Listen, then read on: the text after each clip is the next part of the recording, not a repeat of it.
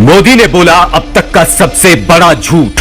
Electoral bond का भी विशेषता है, कैसा झूठ चल रहा है। कुल देश में 3000 कंपनियों ने इलेक्टोरल बॉन्ड दी है। 37% अमाउंट बीजेपी ने, 63 ऑपोजिशन को। इसका मतलब कि 63% पैसा विपक्ष के पास जाए।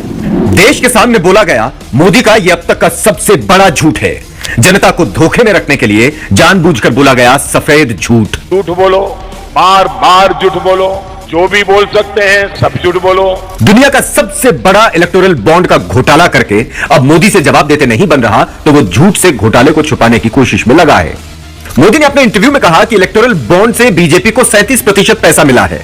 37 पैसा अमाउंट बीजेपी को डोनेशन में मिली, जो सरासर झूठ है, क्योंकि इलेक्टोरल बॉन्ड के डेटा को देखें तो पता चलता है कि इलेक्टोरल बॉन्ड से मिले कुल चंदे में से अकेले बीजेपी को 55% पैसा मिला है और बाकी सभी पार्टियों को मिलाकर सिर्फ 45% पैसा मिला है, जिनमें बीजेपी के सहयोगी दल भी आ जाते हैं।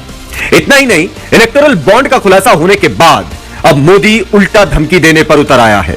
मैं पक्का मानता हूं जो लोग इसको लेकर के आज नाच रहे हैं, गर्व कर रहे हैं, वो पछताने वाले हैं। क्या मोदी यह धमकी देश की सर्वोच्च अदालत को दे रहा है?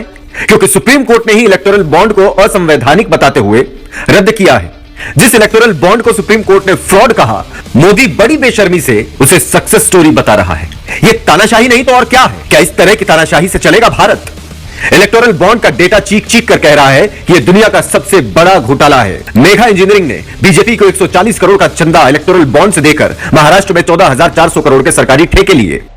जिन दवा कंपनियों के सैंपल फेल थे उनसे भी बीजेपी ने करोड़ों का चंदा लिया। और सिर्फ यही नहीं, ऐसी अनेकों कंपनियां हैं जिन्होंने टैक्स बचाने के लिए बीजेपी को करोड़ों का चंदा दिया, तो किसी ने कोई प्रॉफिट न होते हुए भी सैकड़ों करोड़ का चंदा बीजेपी को दे दिया। चौंकाने वाली बात तो यह है कि 30 कंपनियां ऐसी हैं जिन्होंने एजेंसियों की छापेमारी के बाद करोड़ों का चंदा इलेक्टोरल बॉन्ड के जरिए बीजेपी को दिया। इसके अलावा गुजरात के दलित किसानों को इनकम टैक्स वालों का डर दिखाकर 11 करोड़ रुपए के इलेक्टोरल बॉन्ड धोखे से खरीदवा लिए और बीजेपी ने कैश करा लिए। लेकिन दूसरी तरफ मोदी बेशर्मी से इतने बड़े घोटाले को सिर्फ छुपा ही नहीं रहा, बल्कि झूठे केस बनाकर चुनी हुई सरकारों को खत्म करने का घटिया षड्यंत्र भी कर रहा है। और इसी कड़ी में बिना सबूत दिल्ली के चुने हुए मुख्यमंत्री को जेल में कैद कर लिया, वो भी उस शरत रेड्डी के बयान पर जिसने बीजेपी को 60 करोड़ का चंदा इलेक्टोरल बॉन्ड से दिया।